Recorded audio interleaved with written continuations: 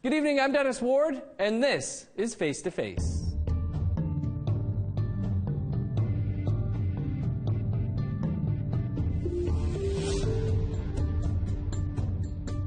Our guest this week is Blake Francis, a Mi'kmaq hip-hop artist from Esgenoopetitj First Nation in New Brunswick, and a former member of the award-winning rap group City Natives.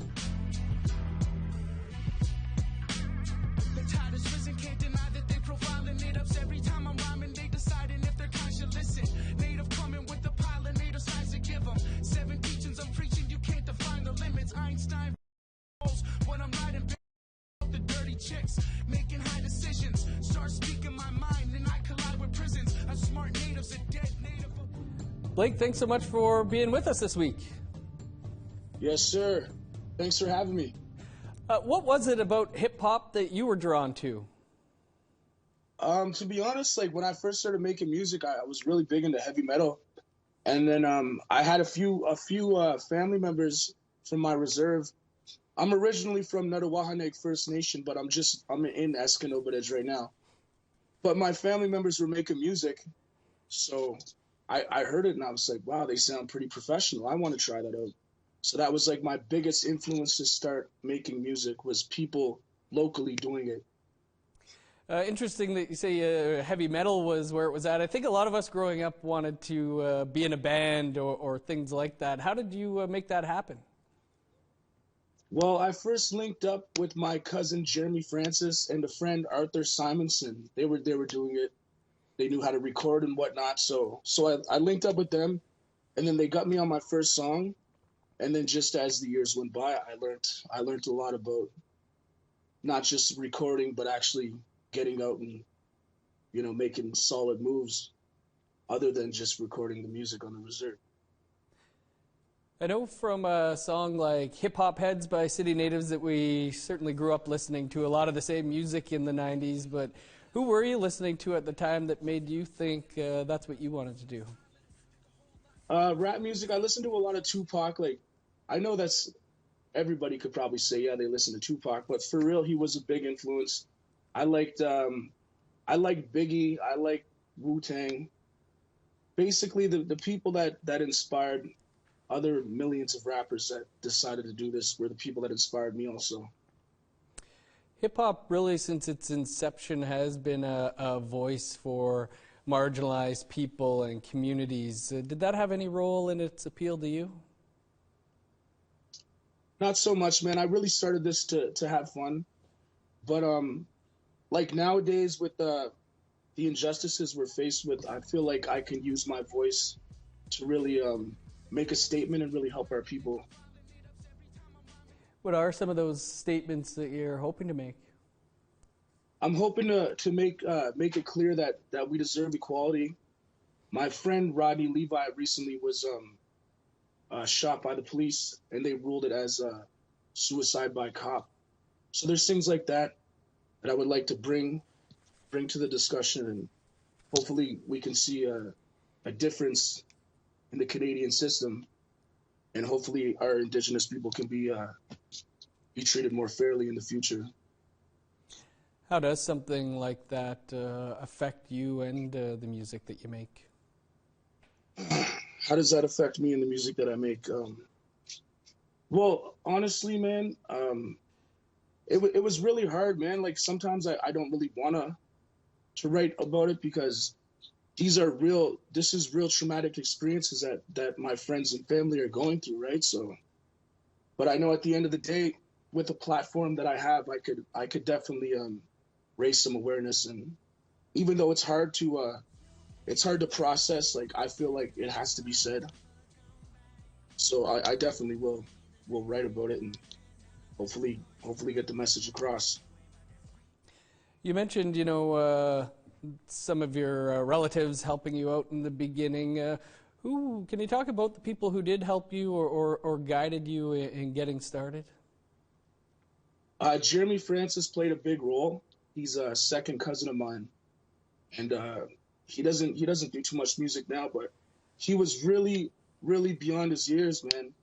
So when I heard him, like, he kind of gave me like a structure how to write. Like I kind of mimicked what he was doing, and I noticed like as I got better, I started trying to like reach out to do different things. So I auditioned for this band called Mi'kmaq Nation. And it was hosted by Brooks Diamond Productions. And then that's what really got me on a bigger stage. I performed with Buffy St. Marie, Shane Yellowbird, and then the Queen came to Canada that time. This was around 2010. So those early beginnings really helped develop me as an artist. What were some of the challenges that you faced and maybe continue to face? I mean, we know you didn't grow up in Toronto, which certainly can help an artist. So I feel like you might have been disadvantaged maybe just growing up where you did. What were some of the challenges for you? The challenges is like really like trying to get out of that reservation mentality, and like it's hard for a young Native, man, because you go to the city and the whole mindset of people in the city is so much different. So that was a really big struggle to just like try to learn like how things are off the reserve. But when I started working with Brooks Diamond, it really gave me a better vision, and I kind of got to see like how things are run in show business. So that helped a lot for sure. On the first track on Dreamcatcher by City Natives, you shout out First Nations on the East Coast. Can you talk about the importance of your territory to you? The territory here to me is super important. I grew up here my whole life, and my father he would take me hunting and fishing as a child. I like to travel around the whole Mi'kmaq. I like to go to Esgenoopetitj in Cape Breton, Nova Scotia. Our language is beautiful. Our people are amazing. Like it's almost hard to describe, man. Like this is my life. This is who I am. It's super important to me. You know, we're talking about not growing up in a big city, but on the flip side of that is, you know, you've received a lot of love from the East Coast, including the East Coast Music Awards. What's it like to get that recognition from your home? The East Coast Music Awards, man, they helped us.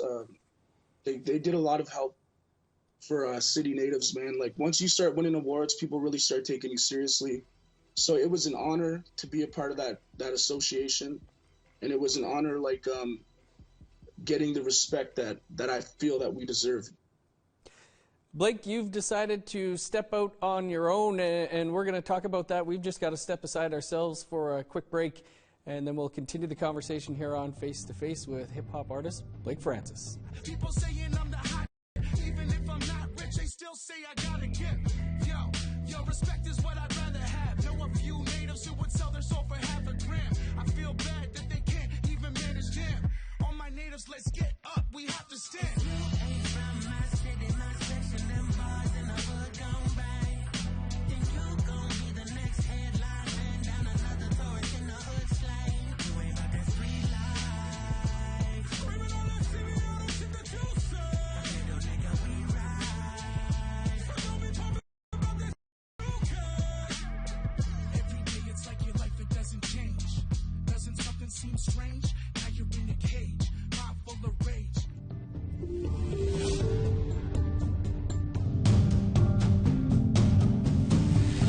My baby is down, shorty gon' learn today. Her on my display, be brown, don't like 'em no other way. Look at her rockin' that thing, best in the town. Don't matter what the making a native go pay. No pay and my girl won't play. Oh babe, I'ma get that cake. She could, that girl could get on my stage. Baby never wanna disengage. Realness we interchange. Even if I feel enraged, I never wanna turn this page. Am I crazy? Who knows? This is a life that you chose. Hoes, I was riding through those. Had them all lined up in 2 rows. Maybe we just play in 2 modes. Maybe I should stay on Uno and just stick to my lane. There ain't no time to complain. And I've been buying champagne. It won't kill my campaign. I always knew I was a fan. I had to ride it out.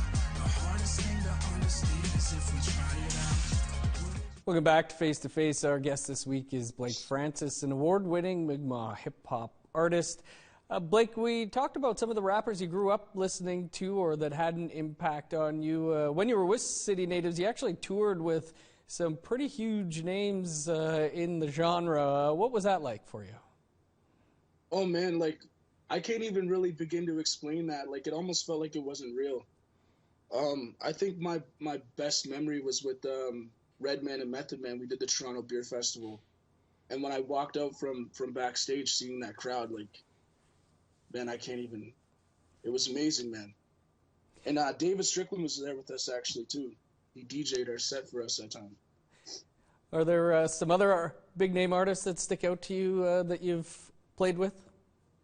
YG, Bone Thugs and Harmony, Yin Yang Twins in Atlanta. We did a show in Atlanta with them. It's so many years like that we've been doing this, man. Like there's quite a few artists, but those are some of the ones that stand out. How do you reflect back on stuff like that? Like you still like to, you guys have all lived on reserve, you stayed on reserve, and you've toured basically North America playing with some of the biggest acts around.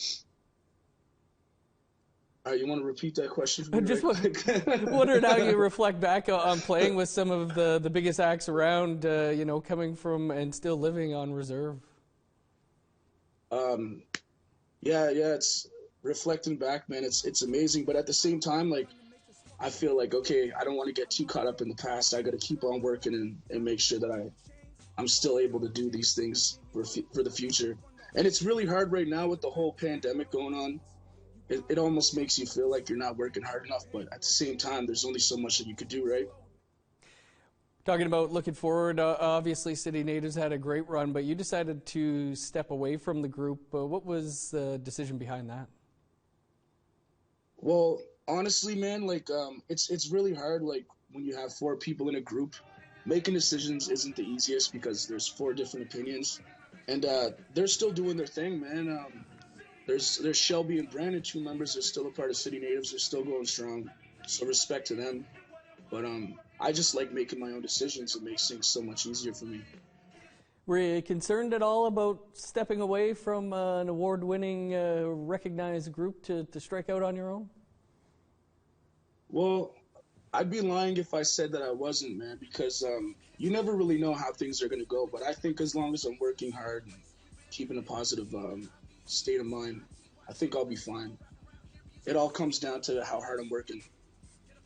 You did release an EP that was mixed by a former guest of the show here, who you mentioned, Grammy Award-winning David Strickland. Yes. What was the reception David to that? Strickland. Man, to be honest, man, I didn't really get too much props on that, but it was more about staying active. I was trying to land a hip hop award and Indigenous award. I didn't end up getting nominated. I think I might have messed up when I did my application on that, but that was my first go at being solo, and I was really proud with the work I put out. It was probably some of the best quality stuff that I made. Yeah, I was listening to it this week. I'm certainly a fan of that EP and your other work. Thank you. Had you wanted to work with David Strickland for a while? He's worked with some of the biggest names in hip hop, some of the ones we've already mentioned here. Yeah, man, I've been wanting to work with David Strickland, so going to Toronto and him welcoming us in his home and stuff, like that was awesome, man. He's a really nice guy, and it was cool going into his house and seeing the Drake plaques on his walls and stuff. Mm-hmm. It's almost hard to believe some of the stuff that he's done until you actually go in his house and you see some of the achievements on his walls. It really makes you see how important of a person he is in the music industry. Yeah, it's pretty crazy when you start looking into it, because you don't really hear about him all that much. People. I seen the episode you did with him, and I was just trying to get a feel for how the show was, and yeah, like I noticed you mentioned to him that, like how is it being behind the scenes and stuff. So I really didn't know much about Dave until actually being in his house and seeing some of the things he did. Man, it's pretty amazing, to say the least. Any other artists out there that you'd love to get a chance to work with? I would love to work with Slacker the Beat Child from Toronto, Justin Ozuka from Toronto. I'm not really big on like people that are super famous or anything like that. Like it would be cool to work with some of the more famous people. But honestly, like I'm a big fan of like local artists. Like that's huge for me. Like just locals, man. That's what I listen to. How would you describe the current scene with Indigenous hip-hop in Canada or in North America? I'm pretty much doing my own thing, man. Like I don't really follow this scene too heavy. I'm big on R&B, so like you could catch me on the reserve jamming the R&B. That's kind of like my guilty pleasure. Do you feel Not a lot of, I don't think a lot of rappers are really into that stuff. It's more like this hard gangster type vibe that you usually get off rappers, but I'm all about the soul, man. I'm a big fan of both. So, do you feel like there is more recognition out there now, though, from when you first started out with City Natives?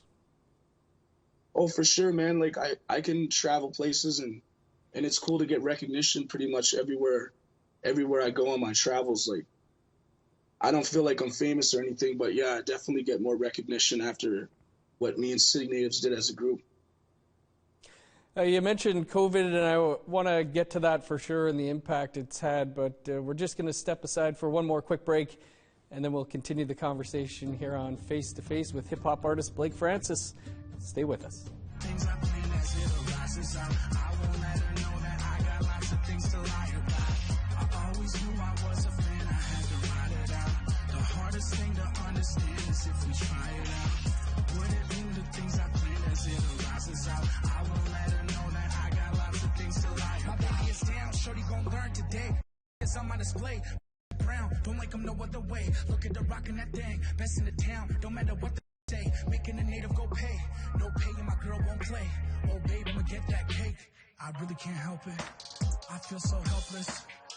Her ass so fine, baby girl, I feel so selfish. Can't you tell me?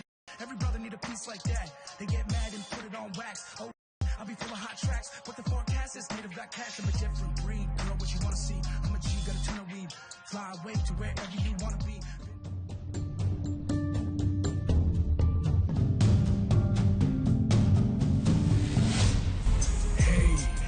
What's up? I'ma get mine when we all up in the cut. I'ma do me on my natives. What's up? Hey, throw it up, cut the chronic, roll it up, and I'm like, hey, what's good? I say it nice and clear so them people understood. We deep in the game, putting all the work we could. Came out the res, I can't represent the hood, but we keep it so real. That's right. They never seen a native with the future so bright. It ain't no problem, I could get it how I like. Got a chick on my side, so I keep it top flight. Top flight, I want about 3 wishes and 16 my land back, and every white man agrees with it. I don't think that's gonna happen, is it? They say all these natives probably lacking academics. Welcome back to Face to Face. Our guest this week is hip-hop artist Blake Francis. Blake, you know, we touched on the pandemic. We know it's been extremely hard on the arts and the music industry. How have you been affected? Well, with the travel restrictions, man, like when I was doing music with City Natives and stuff, a big part of our careers was traveling around and getting to interact with our fans. So not being able to travel is really killing me, man. Like normally I would have definitely set up some sort of tour by now. So, you know, but it is what it is. You got to work with what you have, I guess. How important would you say touring is to, you know, you making a living as well? I think that touring is everything, man. Like when you tour, like merch sales and stuff play a big role in actually funding your career. Like it's a pretty competitive thing doing music, man. Like you definitely need something to fall back on because like it's not for everybody. You get back what you put in, to be honest. Has it impacted your recordings as well? Not so much, man. Like recording is pretty easy to me because I can just about record anywhere, and I have some great engineer friends I just send the vocals to, and they can make it sound like I was in one of the best studios. So, not so much with recording. I've heard you know, some artists talk about how the pandemic's at least been a good time for writing. Has that been your experience? For sure, man. Like normally, like when I was in City Natives, we didn't get to write so much because we were so busy traveling that we would literally like take a week out of our time, make a full album, and then everything else was just touring and promotion. But nowadays, you know, it's a lot different, for sure. You talk about merch and the importance of that. You're looking at doing your own clothing line. Can you tell us about that? Yes, I'm making a new clothing line. It's called Res Side Apparel. You can find me on Instagram, res_side. And the meaning behind that name is, well, we called ourselves city natives, right? And we weren't from the city, so sometimes our res side came out. And I have a feeling like a lot of people would probably be able to relate with that clothing line. And it is sort of focused on Aboriginal people, but like I believe with clothing lines and stuff, man, if it's for everybody, it's for nobody. So, you know, I'm focusing on our people, and that's a clothing line that I think could represent us. Blake, as it looks as though, you know, we're not going to have any live music for a while here still yet. How are you keeping busy, and what is next for you? What's next for me? Well, I was thinking of doing the Indigenous International Music Awards. It's a new award show that they have going. It was just on CBC recently. So I might look into that. You can buy a booth. So to any artists that might be watching this, if you want to buy a booth, you can search that up online and they'll have the pricing and stuff for you. So that's what I plan on doing next. But like you said, man, like the writing process, that's basically what I'm doing right now. I'm writing music, and hopefully when things start opening back up, I'll be on my way traveling as many places as I possibly can. Blake, before we let you go here, any advice to those up-and-coming rap artists, R&B singers, people just looking to get into the music industry? Oh, for sure, man. Like I noticed as an up-and-coming artist when I was starting out, sometimes people that are close to you might be your harshest critics, but it's important to not let people get under your skin. If you believe that you have what it takes, just keep pushing, and eventually you're going to see some results as long as you work hard enough. That's my advice. Good advice indeed. And Blake, we hope you keep pushing. Appreciate you taking some time for us here this week. Oh, man, thanks a lot for having me, Dennis. Have a great day. That is all the time we have for this week. You can catch up on any episodes you may have missed by visiting our website, aptnnews.ca. And this and all of our past episodes are also available as podcasts. You can find those at aptnnews.ca/face-to-face podcast. I'm Dennis Ward. Thanks for tuning in to Face to Face. Have a great night. We'll see you back here next week.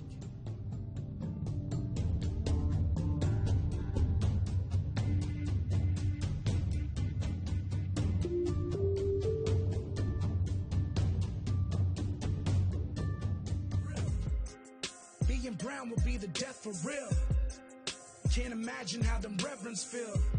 Every move against us is strategic. I'm done with our nation because it's making me sick. Hey, what's up? I'ma get mine when we all up in the cut. I'ma do me, all my natives, what's up? Hey, throw it up, cut the chronic, roll it up, and I'm like, hey, what's good? I say it nice and clear so them people understood. We deep in the game, putting all the work we could. Came out the res, I can't represent the hood, but we keep it so real. That's right. They never seen a native with the future so bright. It ain't no problem, I could get it how I like. Got a chick on my side, so I keep it top flight. Like, hey, what's up? I'ma get mine when we all up in the cut. I'ma do me, all my natives, what's up, hey? Throw it up, cut the chronic, roll it up, hey.